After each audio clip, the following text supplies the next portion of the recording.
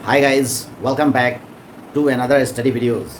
आज हम आपके लिए लेकर के आए हैं जय प्रक्रम पार्ट 2 से बायोलॉजी सब्जेक्ट से।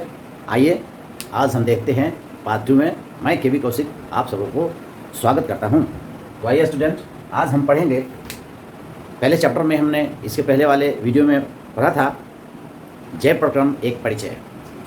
इसमें हम पढ़ेंगे पौधों में पोषण। जय प्रक्रम का ही एक भाग है पोषण। तो आइए हम शुरुआत करते हैं पौधों में पोषण। Let's start right now. तो सबसे पहले हमें जानना यह जरूरी होता है कि पोषण, इसके पहले बताया गया था कि पोषण वह प्रक्रम है जिसमें कोई जीव भोज्य पदार्थ को ग्रहण कर उसमें उपस्थित आवश्यक पोषक पदार्थों का इस्तेमाल अपने उपापचयी मेटाबॉलिक प्रोसेस में करता है। अब हम पढ़ेंगे पोषण के प्रकार, और पोषण के प्रकार में पहला आता है स्वपोषण। स्वपोषण यानी स्व मतलब होता है खुद का, अपना।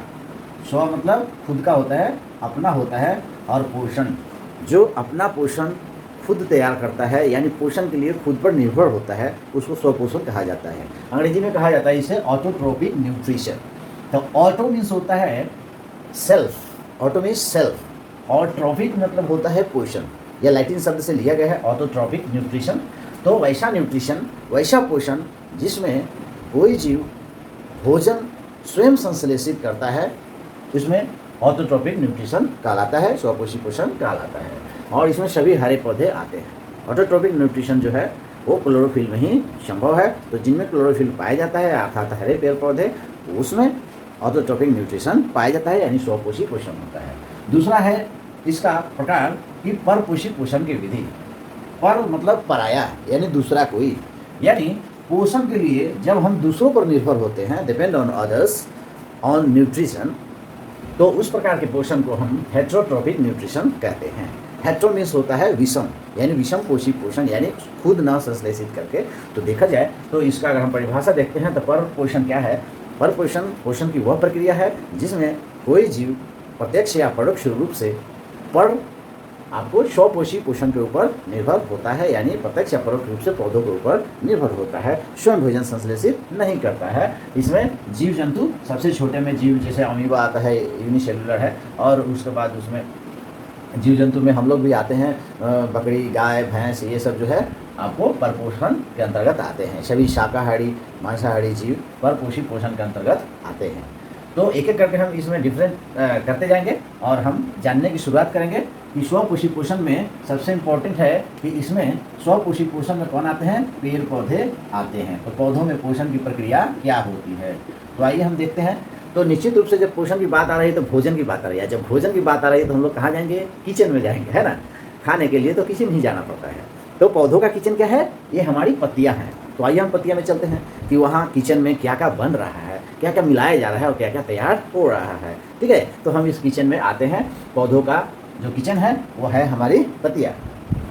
तो पौधों के किचन घर में हम पहुंचते हैं तो देखते हैं कि पौधे जो होते हैं उनमें एक हरा रंग का वर्णक पाया जाता है जिसे क्लोरोफिल वर्णक कहा जाता है।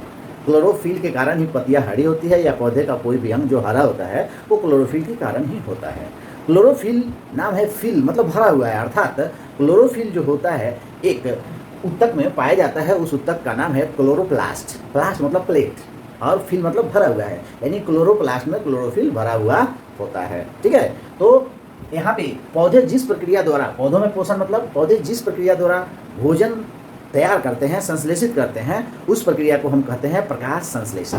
अब वो नाम ही अलग हो जा रहा है, प्रकाश संश्लेषण। भोजन संश्लेषण तो नहीं हो रहा, लेकिन प्रकाश संश्लेषण होने का कारण क्या है?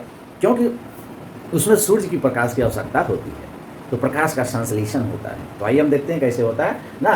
तो पौधों में मेनली हम देखते हैं कि पौधे के भाग जो ये पत्तियाँ हैं वह मिट्टी से, सॉइल से, मिट्टी से जो है हम पौधे क्या लेते हैं? जल लेते हैं। और हम पिछले क्लास में पढ़े होंगे कि जाइलम के द्वारा जल जो है जड़ से ऊपर की तरफ चढ़ता है। तो जल के साथ साथ मिट्टी में उपस्थित यानी मृदा में उपस्थित आवश्यक पोषक तत्व जो है उसके साथ घुल करके आयन के रूप में वो जल के साथ ऊपर की तरफ जाता है, जिसे खनिज लवण या मिनरल्स के नाम से जाना जाता है। मिनरल्स जल के साथ घुल करके पत्तियों में पहुंचते हैं। तो पौधों में क्लोरोफिल पाया जाता है, पत्तियों में क्लोरोफिल पाया जाता है, और जल वो मिट्टी से लेता है। और यह क्लोरोफिल और जल सूरज की प्रकाश की उपस्थिति में, सूरज की प्रकाश अगर हमें यहाँ पे दिखा देते हैं, सूर्य प्रकाश की उपस्थिति में कार्बन डाइऑक्साइड वातावरण से लेते हैं और कार्बन डाइऑक्साइड लेकर के ग्लूकोज तथा ऑक्सीजन का निर्माण करते हैं। ग्लूकोज बाहर निकल जाता है और पौधों के भाग में ग्लूकोज के रूप में भोजन रहता है। हालांकि उस ग्लूकोज को ग्लाइकोजन या सुक्रोज के नाम से, कई तरह से नाम से जाना जाता है। ग्लूकोज के कई नाम हैं, ठीक है।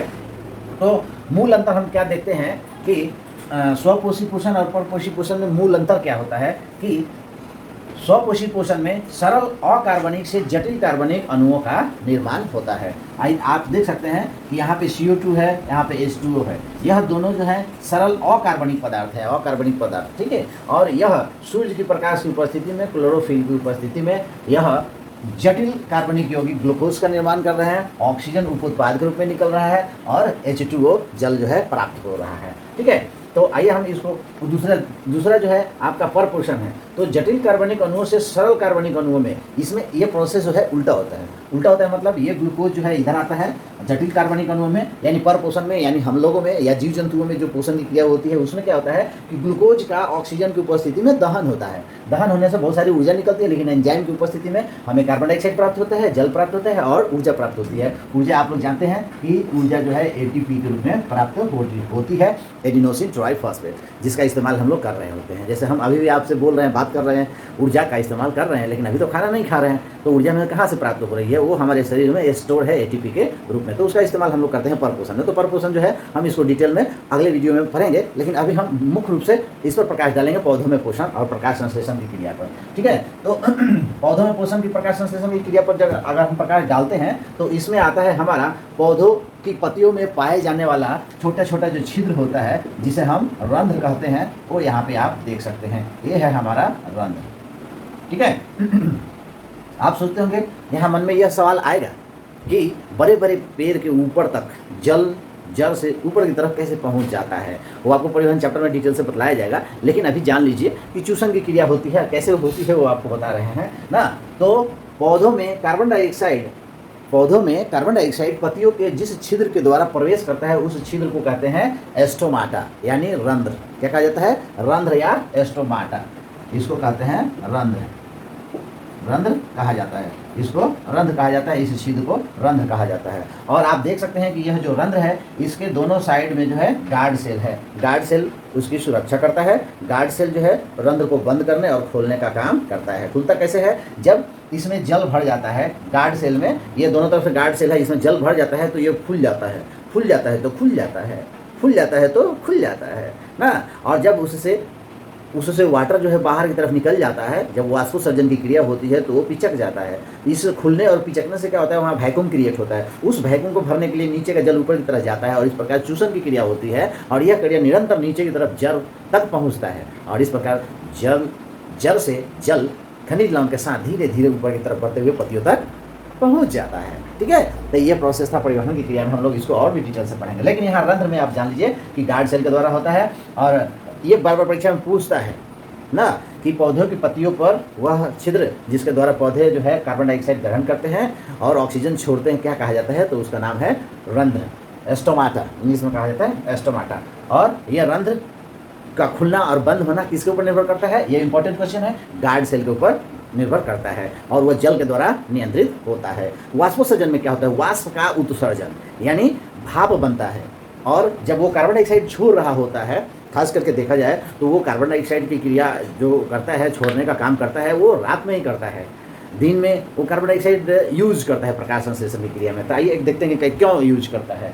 तो आप देख सकते हैं यहाँ एक रासायनिक समीकरण है, यह प्रकाश संश्लेषण की रासायनिक अभिक्रिया है। यह प्रकाश संश्लेषण की रासायनिक अभिक्रिया है। 6CO2 + 12H2O, सूर्य प्रकाश और क्लोरोफिल एरो और 6 C6H12O6 जो ग्लूकोज का सूत्र है 6O2 प्लस H2O। यहाँ पे O2 जो है उपोत्पाद के रूप में है, बाई प्रोडक्ट है, मतलब उसका वो कोई यूज नहीं करता है। तो यह बार बार ये भी इंपॉर्टेंट है, परीक्षा में ये पूछता है कि प्रकाश संश्लेषण की क्रिया में कौन सा उपोत्पाद बनता है, यानी बाई प्रोडक्ट कौन सा बनता है, तो वो है ऑक्सीजन। यानी प्रकाश संश्लेषण की क्रिया में ऑक्सीजन इतना ज़्यादा निर्मित होता है कि वह श्वसन में उसका इस्तेमाल नहीं कर पाता, इसलिए वो उसको त्याग करना पड़ता है। जैसे हम लोग श्वसन की क्रिया करते हैं, ऑक्सीजन लेते हैं, कार्बन डाइऑक्साइड छोड़ते हैं, इन द सेम प्रोसेस पौधे भी ऑक्सीजन लेते हैं, कार्बन डाइऑक्साइड छोड़ते हैं। लेकिन अब ये आप बताइए कि अगर हमको 5,000 रुपये की ज़रूरत है और हमारे घर में पहले से 1,000 रुपया है, तो हम 4,000 में कर्जा लेंगे कि हम अपना घर वाले छोड़ करके 5,000 कर्जा करने नहीं जाएंगे।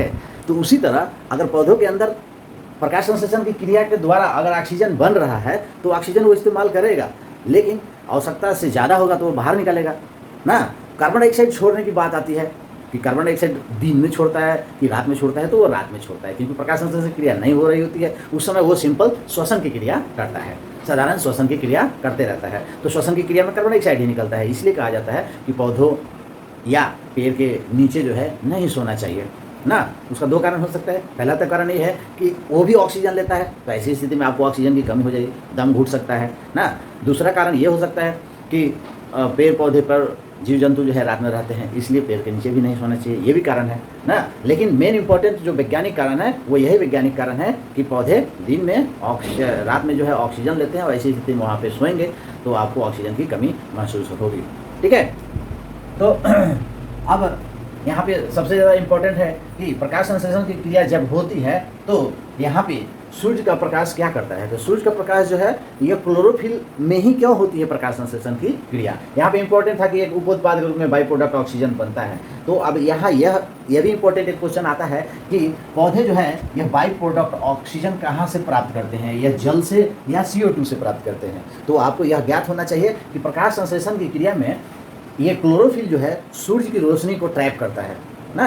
सूर्य की रोशनी को ट्रैप करने की क्षमता होती है और वह उसे प्रकाश ऊर्जा को रासायनिक ऊर्जा में कन्वर्ट करता है, और इस रासायनिक ऊर्जा को कन्वर्ट करने में जल को तोड़ने का काम करता है। तो जल के अणुओं को तोड़ता है और वो हाइड्रोजन में तोड़ देता है, ऑक्सीजन में तोड़ता है। तो यह ऑक्सीजन जो बनता है वह जल से ही उसे प्राप्त होता है, और ये हाइड्रोजन जो ये तोड़ता है वो हाइड्रोजन इस कार्बन डाइऑक्साइड के साथ मिलकर के ग्लूकोज का निर्माण करते हैं। यहाँ पे यही इंपॉर्टेंट भी है परीक्षा के दृष्टिकोण से ना, कि प्रकाश संश्लेषण की क्रिया क्लोरोफिल में ही क्यों होती है।